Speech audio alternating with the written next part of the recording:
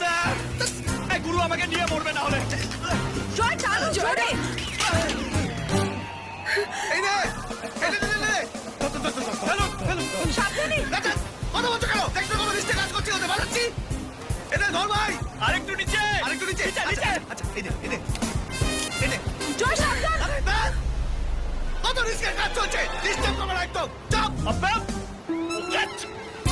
ছেলে আরেকটু নিচে আর নিচে। দাঁড়া এক সেকেন্ড জয় জয় প্লিজ একটু সাবধানে পড়ে যাবে।